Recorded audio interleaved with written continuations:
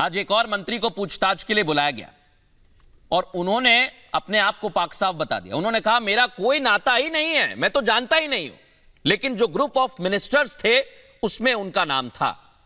आपको क्या लगता है, कार्रवाई तो होनी चाहिए? नहीं, बिल्कुल होनी चाहिए। सत्ता में यदि भारतीय जनता पार्टी है, उन्हें लग रहा है कि भाई विपक्ष के ऊपर कार्रवाई करनी चाहिए तो करनी चाहिए।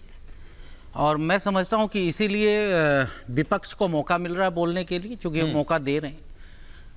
और सबसे बड़ी बात यह है कि देखिए, जिस केस में फंसाया जा रहा है या दिल्ली के एक मुख्यमंत्री को कैद करके रखा गया है, वो केस क्या है?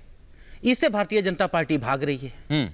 जिस शरद रेड्डी के एक बयान के ऊपर एक मुख्यमंत्री को बंद किया गया है, मृदुल जी, ये सबसे बड़ी बात है कि भारतीय इतिहास को कलंकित करता हुआ ये समय, जो एक व्यक्ति अरेस्टिंग के बाद वो भारतीय जनता पार्टी को चंदा देता है, चंदा देने के बाद वो 7 महीने के अंदर सरकारी गवाह बनता है, वो और वापिस फिर चंदा देता है और वो 7 महीने लग जाते हैं उसको ये बयान देने में कि हाँ, मैं अरविंद केजरीवाल को जानता हुआ और उन्होंने पैसे मांगे थे या पैसे दिए गए थे। क्या ये ठीक है देश के लोकतंत्र के लिए? ये देश के लोकतंत्र के लिए ठीक नहीं है। और देश की जनता अब इस बात को समझ रही है कि जो विपक्ष चिल्ला रहा था कि वाकई भारतीय जनता पार्टी और नरेंद्र मोदी जी की सरकार इनडायरेक्टली लोकतंत्र को खत्म करने का प्रयास कर रही है। चुनी हुई सरकारों को खत्म करने का प्रयास किया जा रहा है। और जो नरेंद्र मोदी जी को जो डर है अरविंद केजरीवाल से, क्योंकि उस व्यक्ति, ठीक है, मान लिया डर है, इसका जवाब मैं प्रेम शुक्ला जी से लूंगा। नहीं, लेकिन एक छोटा साल के अंदर जिस तरीके से अरविंद केजरीवाल को लोकप्रियता सिर्फ दिल्ली नहीं, दिल्ली, पंजाब और देश के अंदर, जैसे गुजरात में जहां भारतीय जनता पार्टी की गढ़ है, वहां भी 14% वोट लेकर के आना, 5 विधायक, सारी चीजें मैं मान लेता हूं संजय जी, लोकप्रियता भी बहुत अच्छी है, लेकिन सरकार क्या जेल से चलेगी? सिर्फ इतना एक छोटा सवाल है, हाँ या ना? मैं समझता हूं कि भारतीय जनता पार्टी के कुछ लोग गए थे कोर्ट में और कोर्ट का सामने आ गया, तो कोर्ट से बड़ा तो मैं नहीं हूं। ठीक है, कोर्ट से बड़े आप नहीं है, इसलिए मैं कह रहा हूं कोर्ट से बड़े नहीं है। संजीव कौशिक जी, आपसे भी सवाल मेरा यही है, जब कोर्ट से बड़े नहीं है, मनीष सिसोदिया पिछला साल फरवरी में जेल में गए, कोर्ट ने ही आज तक उन्हें जेल में रखा है, तो फिर क्यों कहते हैं पाक साफ है, भगत सिंह है? फिर मानिए कोर्ट की बात, क्या दिक्कत है? इसके बाद प्रेम जी आपके पास आ रहा हूं। मृदुल, भारतीय जनता पार्टी कैसे भ्रष्टाचारियों से लड़ती है उसका उदाहरण बताते हैं हम आपको। उम्मीद करते हैं कि एक शो रख लेंगे आप इसमें। प्रफुल्ल पटेल के बारे में कल एक खबर आई, 8 महीने भी नहीं हुए थे एनडीए ज्वाइन करते हुए, उनके ऊपर आरोप था, ईडी, सीबीआई सारा जांच और क्लोजर रिपोर्ट 19 मार्च को दाखिल कर दी गई है। ये अब केस खत्म कर दिया जाए, इनको अब बेदाग। पहले तो सिर्फ हम लोग आरोप लगाते थे, अब तो साफ दिखाई दे रहा है कि भारतीय जनता पार्टी के खेमे में जो जा रहे हैं वो जांच से बरी हो जा रहे हैं। अब पाक साफ हो गए, वो उनके ऊपर कार्रवाई नहीं की जाए, ये बंद कर दिया। ये है भारतीय जनता पार्टी, भ्रष्टाचार से लड़ने के तरीके भारतीय जनता पार्टी के। क्या करे हिंदुस्तान की जनता, कहां जाए? राजनीति करने वाले लोग, सारे लोग भारतीय जनता पार्टी ज्वाइन कर ले, एनडीए में चला जाए, जो नहीं झुके वो जेल में चला जाए, आवाज बंद कर देंगे, खामोश कर देंगे। देश की जनता बड़े गौर से देख रही है, ये काम करने के जो तरीके हैं ये बेहद खतरनाक है। और इसलिए आज मैंने खुला मंच दिया है सबको। आपने आरोप लगाया कि भारतीय जनता पार्टी भ्रष्टाचार की बात कर रही है, लेकिन मेरे सवाल अभी भी वहीं बरकरार हैं। अगर कोर्ट को आप मानते हैं तो फिर कोर्ट दोनों फैसले सही दे रही है, नहीं मानते हैं तो दोनों गलत दे रही है। संजीव, देखिए, दो बातें हैं। जिस पीएमएलए एक्ट की बात लगातार हम लोग करते चले आए और जिस पे आरोप लगाते चले आए, ये तो सच बात है कि कांग्रेस पार्टी लाई थी, कांग्रेस पार्टी के समय में बना।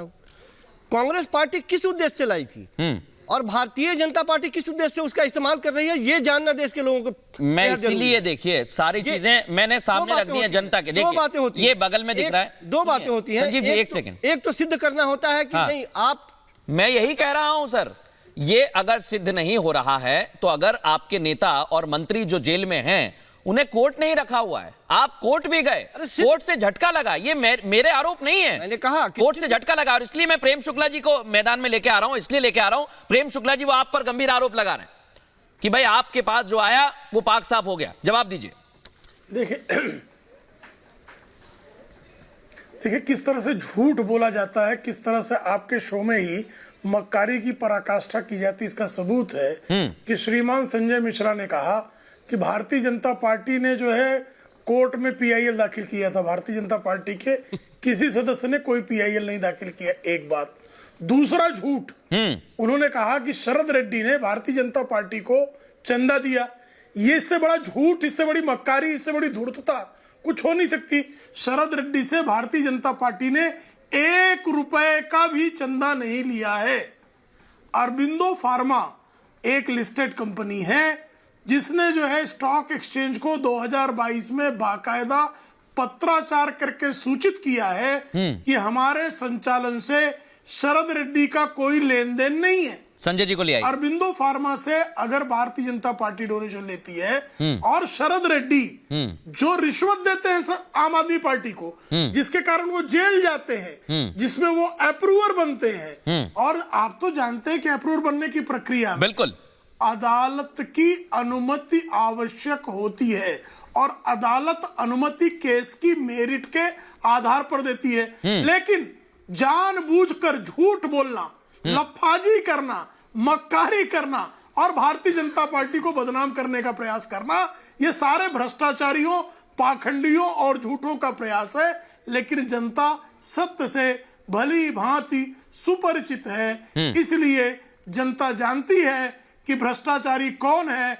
जेल में जाने के बावजूद भी सत्ता लोलुपता में अंधा हुआ वर्ग कौन सा है कि जेल में बैठकर भी त्याग पत्र देने के लिए जो राजी नहीं है, उनसे बड़ा सत्ता लोलुपता क्या हो सकती है? मृदुल, आ रहा हूं मैं, एक छोटा जवाब। मैं प्रेम जी आपने संजय जी पर आरोप लगाया, 10 सेकंड कुछ बोलना चाह रहे हैं।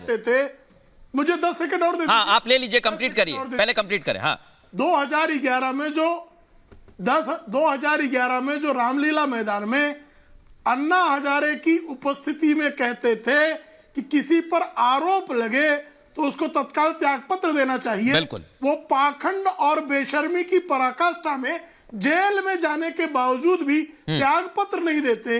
अब ऐसे आपराधिक वृत्ति के व्यक्ति की झूठी बातों पर क्या जनता विश्वास करेगी? ठीक है, और इसलिए मैं आज जनता पे छोड़ रहा हूं। मैंने शुरुआत ही इसी सेंटेंस के साथ की थी कि आपको यह तय करना है। और संजय जी, जेल से सरकार चलेगी, जेल से अगर सरकार चलेगी तो फिर वहां पर भी कोर्ट का ऑर्डर मानना होगा आपको। फिर आप ये मत कहना कि कोर्ट गलत कर रहा है। नहीं, प्रेम शुक्ला जी मेरे बड़े भाई हैं, पहले तो मैं उनको प्रणाम करता हूँ। अब वो मुझे मक्कार कहें या गद्दार कहें, जो कहें मैं उसको भी स्वागत करूंगा। मैं एक बात जानना चाहता हूं प्रेम शुक्ला जी से, अपने बड़े भाई से, कि गुस्सा ना करें, आराम से समझाएं, क्योंकि मेरी भी बात जनता तक जाए और आपकी भी बात जाए। 15 नवंबर 2022 शरद रेड्डी की गिरफ्तारी, 15 नवंबर 2022 शरद रेड्डी की गिरफ्तारी, और 5 दिन के बाद अरबिंदो फार्मा ने 5 करोड़ रुपए बीजेपी को दिए। जो 5 करोड़ रुपए दिए उसको 21 तारीख को, यानी 7 दिन बाद, 21 नवंबर 2022 को इनकैश किया बीजेपी ने, ठीक है, 5 करोड़ को। हाँ। उसके बाद फिर बाकी 55 करोड़ रुपए उसने दिया। अब ये बताएंगे इत्तेफाक है क्या, ये संजोग है या प्रयोग है? ये यदि प्रेम जी बताए कि उसके पहले अरबिंदो फार्मा ने क्यों नहीं दिया। अच्छा, दूसरी बात, अरबिंदो फार्मा और शरद रेड्डी का रिश्ता क्या है? हाँ, ठीक है, बता दीजिए जरा आप जनता को। नहीं, उन्होंने बात कही, और मैं एक बात कहना चाहता हूं, क्योंकि शराब घोटाले में जो गिरफ्तारी हुई, मुझे ऑनर लेके आइए, और इसके बाद मैं उसका उत्तर दे देता हूं। बिल्कुल, मैं आपसे ही उत्तर ले रहा हूं। अच्छा प्रश्न, मैं इसका बिल्कुल, आप उत्तर दीजिए प्रेम शुक्ला जी, 10 सेकंड। इसके बाद कमलाकर जी के पास जा रहा हूं मैं, संगीत रागी जी को भी ले आइए।